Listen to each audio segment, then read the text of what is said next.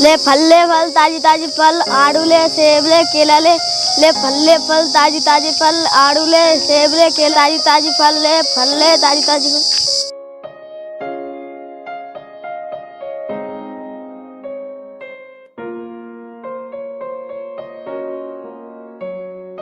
उठो दीदी उठो, दीदी उठो, क्या हो गया तुम्हें? दीदी उठो, उठो दीदी उठो।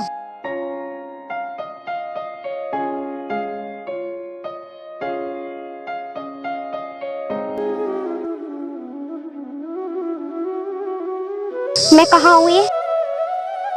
तुम घबराओ मत दीदी, मैं तुम्हारे साथ ही तुम यहीं बेहोश पड़ी थी और तुम्हारी स्कूटी सड़क के पास पड़ी है। वो लोग कहाँ गए? वो मुझे मार डालेंगे, वो मेरा बहुत देर से पीछा कर रहे हैं।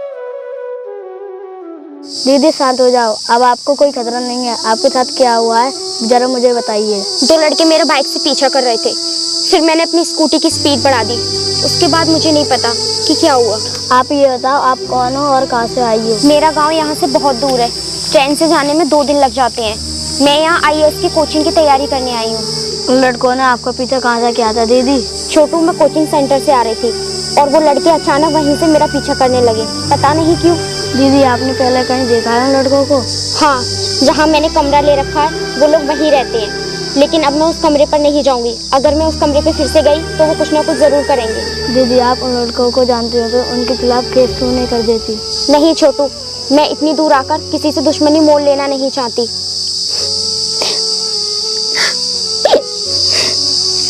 मुझे चिंता इस बात की है कि अब मैं रहूंगी कहाँ। दीदी आप बुरा ना मानो तो मेरे घर पर रह सकती हो, वहाँ पर कोई नहीं रहता है। छोटू, तू मेरी इतनी चिंता मत कर, मैं कहीं दूसरा कमरा ले लूंगी।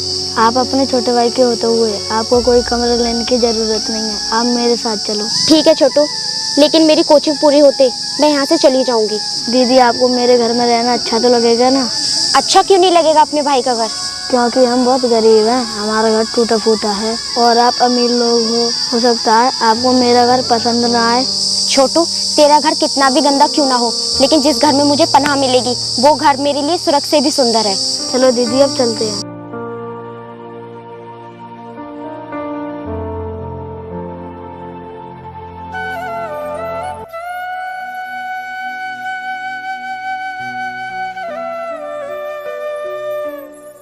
दीदी क्या सोच रही है? आपको कोचिंग नहीं जाना है क्या? छोटू, मेरे पास कोचिंग की फीस भरने के लिए पैसे खत्म हो गए और मेरा घर वालों से भी कांटेक्ट नहीं हो पा रहा है। तो दीदी अब क्या होगा? होना क्या है छोटू, छोड़ देती हूँ, नहीं जाती कोचिंग। नहीं, आप इतनी दूर से आई हो कोचिंग करने के लिए, आपने इतनी मेहनत भी की है, अब क्या इसे बीच में ही छोड़ दोगे? आपको मैं पैसे ला के दूंगा। नहीं छोटू, मैं तुझ पे और बोझ बनना नहीं चाहती, मैं तुझसे पैसे नहीं लूंगी। दीदी आपने मुझे छोटा भाई माना है, या तो आप भाई बहन का नाटक बंद कर दीजिए या फिर पैसे लीजिए। मैं आप पर कोई एहसान नहीं कर रहा हूँ। जब आपकी नौकरी लग जाए तो मुझे वापस कर देना। लेकिन भाई, तू इतने पैसे लाएगा कहाँ से? कम 50,000 रुपए की जरूरत है। क्या 50,000 है तो ज़्यादा ही, मैं फिर भी ला कर दूंगा। ठीक है दीदी, मैं अभी आता हूँ।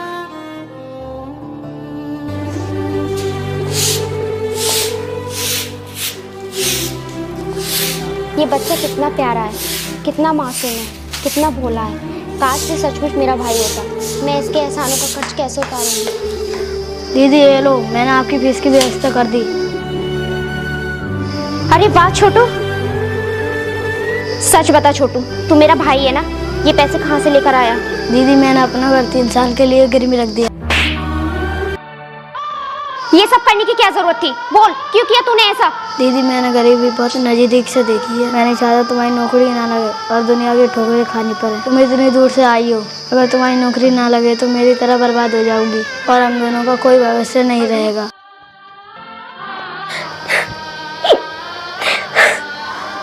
दीदी रो मत, जब आपकी नौकरी लग जाए तो मेरा घर उस जिम्मेदार से छुटवा देना। खून का रिश्ता ना होते हुए भी इस दुनिया में सबसे अनमोल रिश्ता है तेरा मेरा। नौकरी लगने के बाद मैं सबसे पहले काम यही करूंगी। अरे छोटू, तू हमें यहाँ क्यों लेकर आया है? अंकल, जो मेरे घर पर दीदी रहती थी वो IAS ऑफिसर बन चुकी हैं। वो यहीं से होकर जाने वाली हैं। आज मैं उनसे मिलूंगा और वे छुट्टी लेकर घर भी आने वाली हैं और मेरा घर उस जिम्मेदार से छुटवाएंगी। तू बहुत भोला है रे। तो किसी पर भी आंख बंद करके विश्वास कर लेता है। तूने उस अनजान लड़की के लिए इतना सब कुछ कर दिया, अब वो पता नहीं तेरा घर छुड़वाएगी या नहीं। अरे भाई साहब, वो लड़की इसकी भावनाओं का फ़ायदा उठाकर IAS ऑफिसर बन गई और इसने जज्बाती होकर अपना घर गिरवी रख दिया और उसके लिए सब कुछ कर दिया। अब पता नहीं वो इसके साथ कैसा बर्ताव करेगी। अंकल, ये आप कैसी बात कर रहे हो? मेरी दीदी इस दुनिया में सबसे अच्छी है।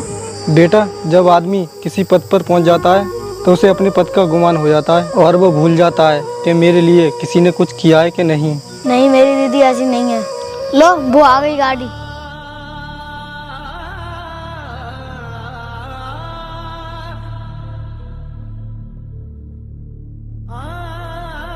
ड्राइवर, गाड़ी रोको। अरे ये बच्चा कौन था जो गाड़ी को हाथ दे रहा था? सर, ये मेरा भाई था। 1 मिनट रुको, मैं इससे भी मिलकर आती हूँ।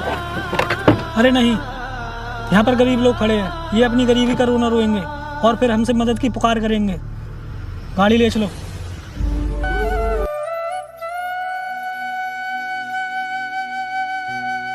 ले, मिल लिया दीदी से, रुक गई गाड़ी। अब तेरा क्या होगा? तेरा तो घर भी नहीं बचा। अब तेरा तो ऊपर वाले कुछ कर सकता है। चल अब यहाँ से।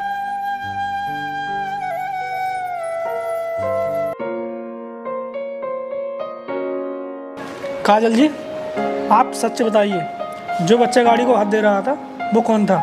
सर, वो मेरा भाई था। देखो काजल जी, झूठ मत बोलो। तुमने तो कहा था मेरा कोई भाई नहीं है। सर, वो मेरा सगा भाई नहीं है, पर सगे से बढ़कर है, और आज उसी की वजह से मैं यहाँ तक पहुँची हूँ। देखो काजल जी, पागल मत बनो। तुम एक IAS ऑफिसर हो, कम से कम अपने लेवल का ख्याल तो रखो। वो गांव का भूखा नंगा लड़का तुम्हारा भाई कैसे हो सकता है? उससे सारे संबंध खत्म कर दो। ये आप क्या कह रहे हैं सर? आप नहीं जानते उसने मेरे लिए क्या किया है। देखो काजल, मैं सब कुछ जानता हूँ। उसने अपने मतलब के लिए ही कुछ किया होगा। नहीं सर, वो मेरा भाई है। देखो, वो अब तुम्हारे लेवल से बहुत नीचे है। तुम्हें अपने पद का ख्याल रखना होगा। समाज क्या कहेगा, लोग क्या कहेंगे, जरा सोचो। लेकिन सर, देखो, वो गरीब तुम्हारे लेवल को बहुत नीचे गिरा देगा। जरा सोचो, अगर उसने तुम्हारे पद का लाभ उठाकर कुछ गलत कर दिया तो देखो काजल दी, उसमें तुम ही फंस जाओगी। ये गरीब होते ही ऐसे हैं, मैं जानता हूँ इनको। ठीक है सर, अब मैं चलती हूँ, ऑफिस के लिए लेट हो रही हूँ। सर ठीक कह रहे थे, इनका लेवल मेरे से बहुत नीचा है। मुझे इनसे सारे रिश्ते नाते ख़त्म कर देने चाहिए। मैडम जी, आपसे कोई बच्चा मिलने आया है। ठीक है, उसे अंदर भेज दो।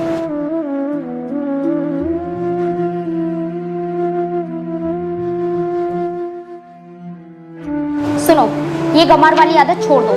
तुम इस वक्त एक IAS ऑफिसर के ऑफिस में बैठे हो, तो जब तक बैठने के लिए ना कहा जाए खड़े रहो। दीदी, आप ये बोलती कि तुम एक IAS ऑफिसर के भाई हो तो मुझे अच्छा लगता।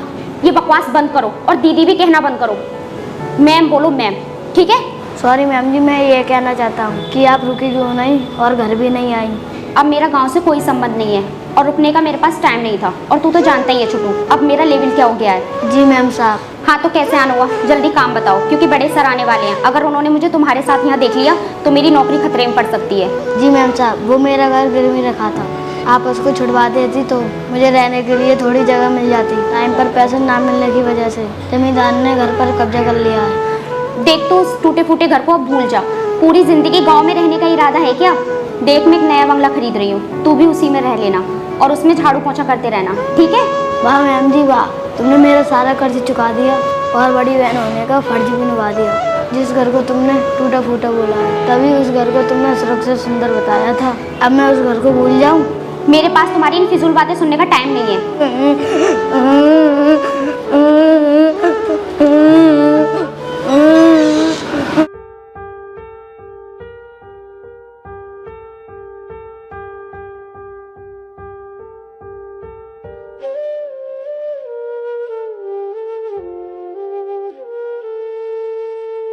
आइए। मैडम जी, हम यहाँ बैठने के लिए नहीं आए हैं। ये बताओ हमारा छोटू किधर है? कौन छोटू? अरे मैडम, बड़ी जल्दी भूल गई, जिसका तुमने सब कुछ बर्बाद करके ये IAS का पद हासिल किया है, वो छोटू कहाँ है? वो तो आज यहाँ नहीं आया है। 2-3 दिन पहले मुलाकात हुई थी मेरी उससे। इसलिए तो हम यहाँ पर आए हैं। वो बच्चा 3 दिन से लापता है। क्या? वो 3 दिन से घर नहीं पहुँचा? बातें तो ऐसे बना रही हो जैसे तुम्हें कुछ पता ही ना हो। तुमने ही गायब किया है उसे। मैं क्यों उसे गायब करवाऊंगी? ताकि तुम्हें उसका घर छुड़वाने के लिए जिम्मेदार को पैसे देने न पड़े। देखो, मैंने ऐसा कुछ नहीं किया है। मैडम जी, जब से वो तुम्हारे पास आया है तब से वो किसी को दिखाई नहीं दिया है। तुमने अपना मतलब निकालने के लिए एक बच्चे की भावनाओं के साथ खिलवाड़ किया है। भाई भाई क्या कर उसका सब कुछ लूट लिया, खुद तो IAS ऑफिसर बन गई और उसे भिखारी बना दिया। कान खोलकर सुन लो, अगर शाम तक बच्चा घर नहीं आया तो तुम और तुम्हारा पति, जिसको तुम्हें घमंड है, दोनों मिट्टी में मिला दूंगा। देखिए, मेरी बात का यकीन कीजिए, मुझे सच में नहीं पता कि छोटू कहाँ है। ये मैं समझना कि उसके माँ बाप नहीं है तो उसका इस दुनिया में कोई नहीं है। हम गांव वाले भी जिंदा हैं। अभी जाकर तुम्हारे खिलाफ एक FIR दर्ज कराते हैं, कैसे तुमने उसे लूटा और फिर कैसे उसे गायब किया। नहीं। ड्राइवर, मेरी गाड़ी निकालो। प्लीज। देख, ये तो अपना छोटू है ना। पर ये इसे मार क्यों रहे हैं? चल चल कर देखते हैं। चल।